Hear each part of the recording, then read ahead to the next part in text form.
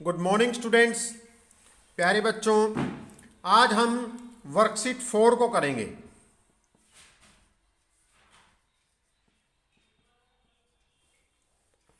Worksheet 4 के अंदर हमें कॉस्ट प्राइस को कैलकुलेट करना है। वर्कशीट 3 के अंदर हमने सेलिंग प्राइस को कैलकुलेट किया था। वर्कशीट 4 के अंदर हम कॉस्ट प्राइस को कैलकुलेट करेंगे। एक बार मैं बता देता हूं आपको, वर्कशीट 3 का रिवाइज करा देता हूं।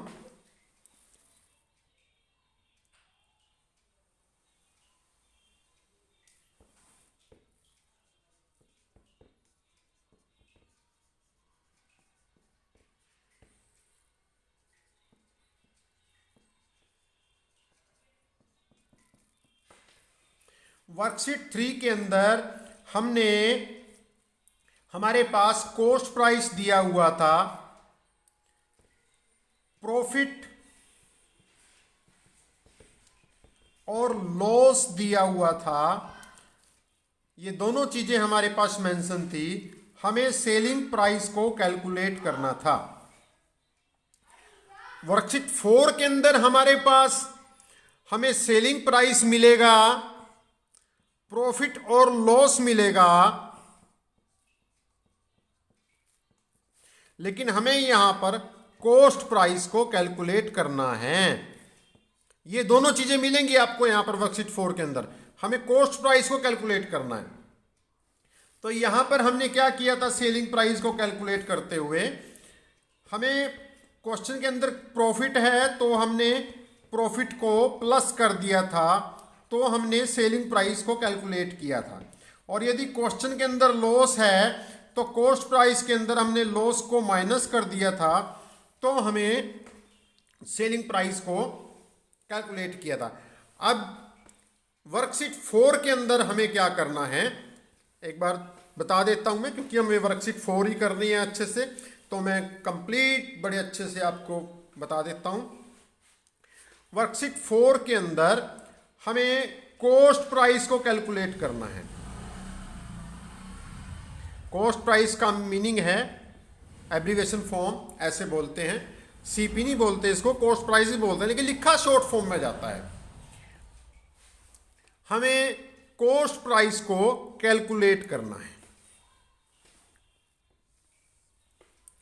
तो हमें क्वेश्चन के अंदर सेलिंग प्राइस मिलेगा बेटा, हमें प्रॉफिट और लॉस मिलेगा, ये दोनों चीजें मिलेंगी। तो हमें कॉस्ट प्राइस निकालने के लिए फॉर्मूला एप्लीकेबल करना है। अब फॉर्मूला क्या बनेगा वो मैं बताता हूं अब आपको।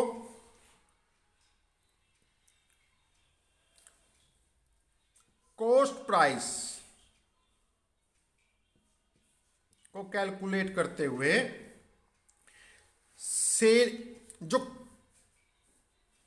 सेलिंग प्राइस में से यदि हम प्रॉफिट को माइनस कर दें, आपके ये फॉर्मूले जो मैं लिख रहा हूं पेज नंबर 142 पर दिए हुए हैं।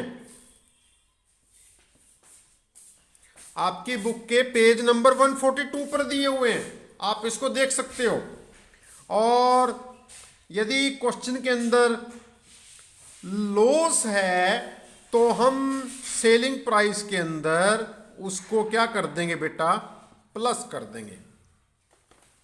ठीक है, और ये जो फार्मूले हैं आपके पेज नंबर 142 पर दिए हुए हैं। तो हम करते हैं बेटा सम। सबसे पहले फर्स्ट सम है, टेबल फॉर्म में है, लेकिन मैं आपको हर सम करके दिखाऊंगा। देखो टेबल फॉर्म में दिया हुआ है और हमें कॉस्ट प्राइस भी निकालना है। फर्स्ट का तो कैलकुलेट करके दिया हुआ है, लेकिन मैं आपको करके दिखाऊंगा ये कैसे कैलकुलेट हुआ। आपको सभी सम ऐसे ही कैलकुलेट करने हैं।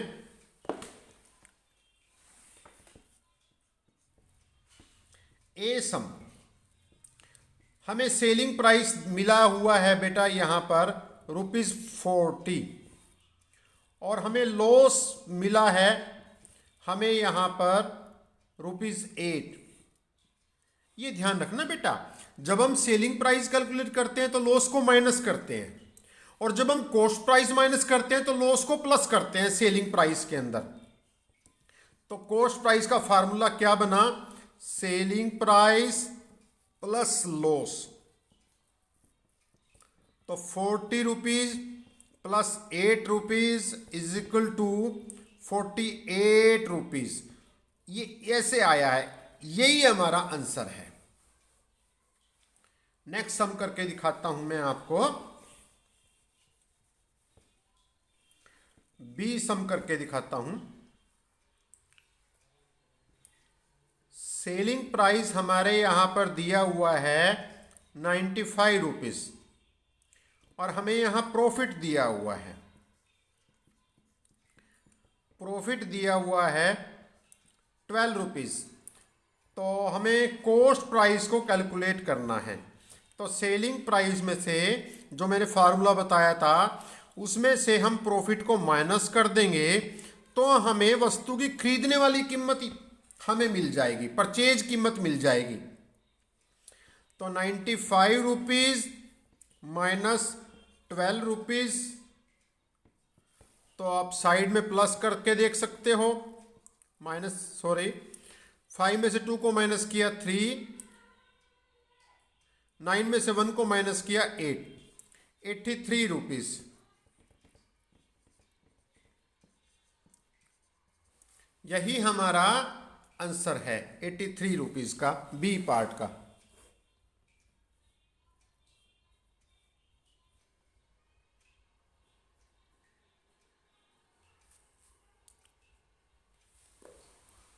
आगे चलते हैं।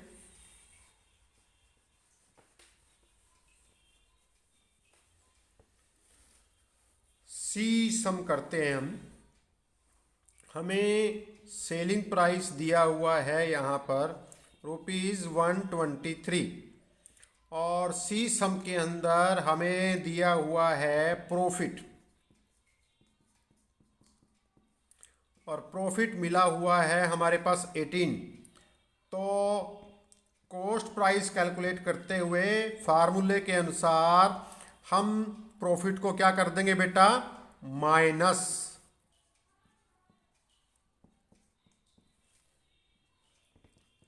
तो 123 रुपीज में से 18 रुपीज को माइनस कर दो। 123 रुपीज में से 18 रुपीज को minus 13 point hand method use कर लो, ये रहा। क्या माइनस करना है, 8, 1 2 3 4 5 6 7 8 माइनस हो गया, 1 2 3 4 5। यहां पर 1 3 ने कैरी कर लिया था तो 1 रह गया। 1 में से 1 को माइनस करेंगे तो 0, 1 के नीचे कुछ नहीं है तो 1 एज इट इज आ जाएगा। तो हमारे पास माइनस करके आया 185 रुपीज, और यही हमारा प्यारे बच्चों क्या है, आंसर है। ठीक है, अब मैं आपको डी सम करके दिखाता हूं।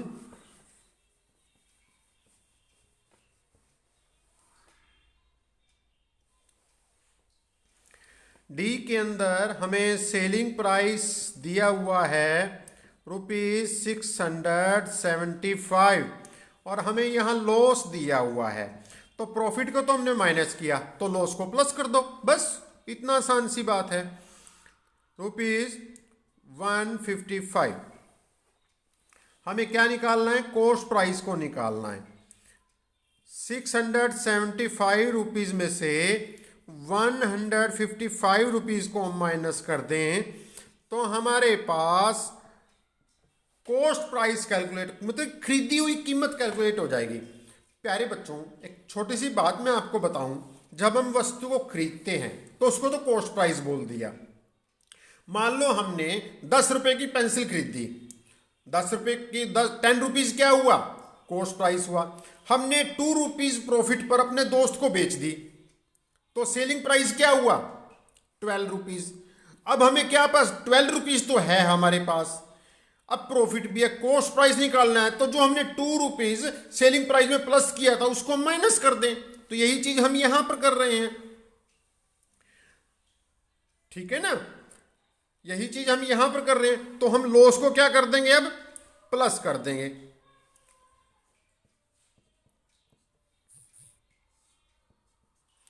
फाइव और 5 10, 1 फॉरवर्ड, 7 और 1 8 और 5 13, 1 फॉरवर्ड, 6 और 1 7 और 1 8 30।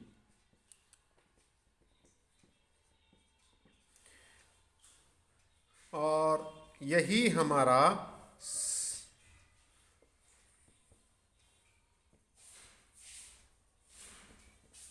कॉस्ट प्राइस है। ठीक है, वैसे मैंने यहाँ पर फार्मूला नहीं लगाया, आप फार्मूला लगा लेना बेटा। Cost price is equal to selling price plus loss. ठीक है, आगे चलते हैं।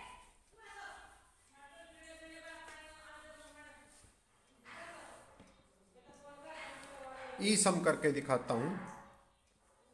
सेलिंग प्राइस हमें दिया हुआ है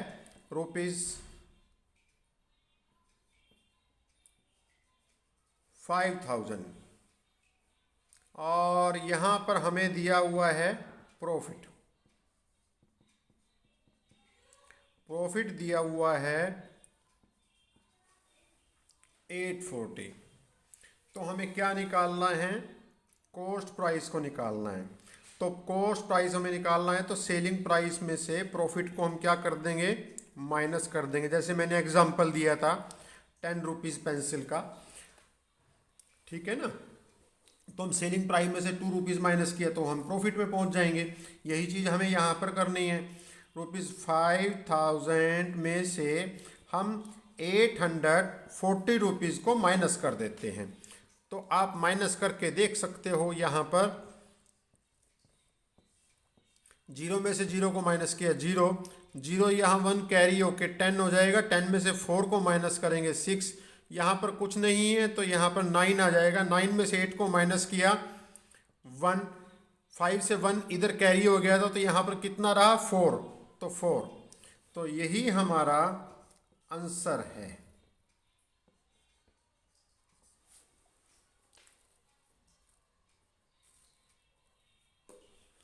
तो अब हम वर्ड प्रॉब्लम लेके चलते हैं इस वर्कशीट की।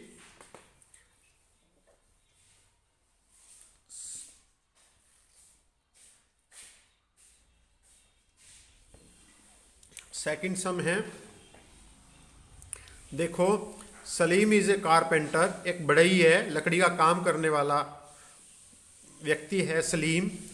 ही सोल्ड ए चेयर 900 रुपीज़, उसने अपनी चेयर बनाई हुई 900 रुपीज़ के अंदर सेल की है। ठीक है ना, और प्रॉफिट दिया हुआ है 250 रुपीज़। तो हमें क्या निकालना है, कॉस्ट प्राइस निकालना है। अभी हमने किया हुआ था सेलिंग प्राइस दिया हुआ है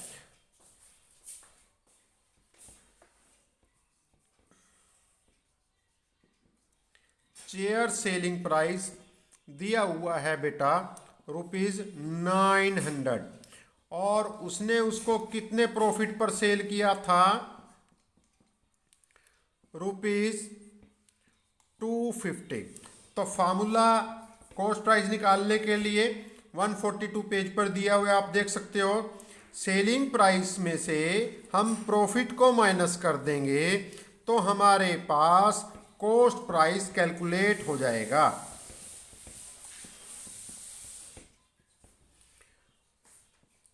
$900 में से 250 को माइनस कर दें, 0 में से 0 को माइनस किया 0, 0 यहाँ 1 कैरी कर लेगा 9 से 10 हो जाएगा। 10 में से 5 को माइनस करेंगे 5, यहाँ पर एक कैरी 1 कैरी हो गया था तो 8 रह गया, 8 रेस्ट में रहा। 8 में से 2 को माइनस करेंगे 650 रुपीज़। यही हमारा आंसर है।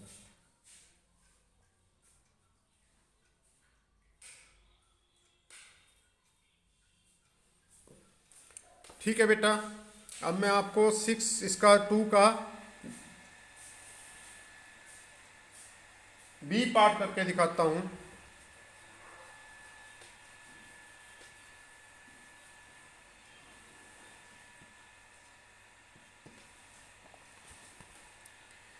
ए मर्चेंट सोल्ड ए fan rupees 1250, loss 200 rupees. Fan का सेलिंग प्राइस है 1250 और लॉस है 200 रुपीज। तो लॉस को हम क्या कर देंगे, फैन सेलिंग प्राइस है बेटा रुपीज 1250 और लॉस है प्यारे बच्चों 200। तो हम क्या कर देंगे, इसको कॉस्ट प्राइस कैलकुलेट करने के लिए हम इसको लॉस को प्लस कर देंगे सेलिंग प्राइस के अंदर।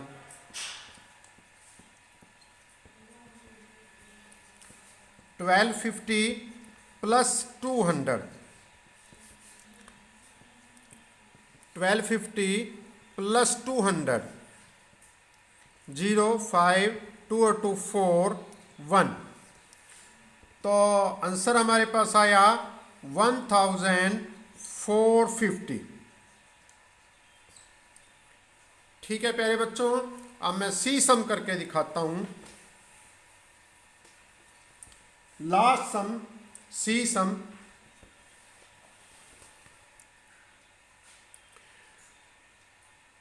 Mister Goyal sold a scooter 6200, he had made a profit 1050।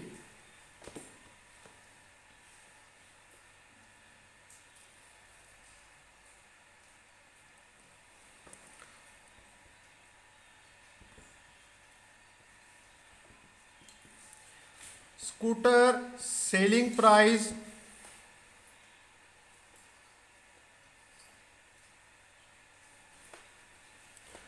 Scooter selling price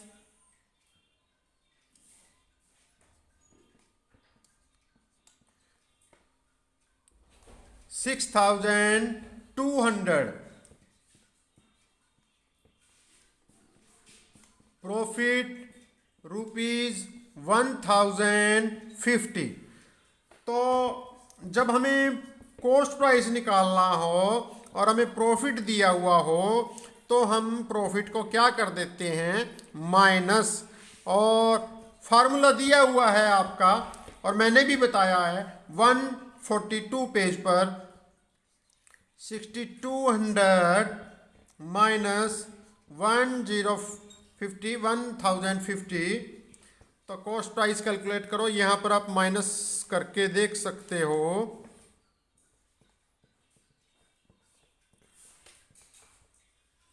1 carry होके 10 हो जाएगा, 10 में से 5 को माइनस किया 5, 1 6 में से 1 को माइनस किया 5।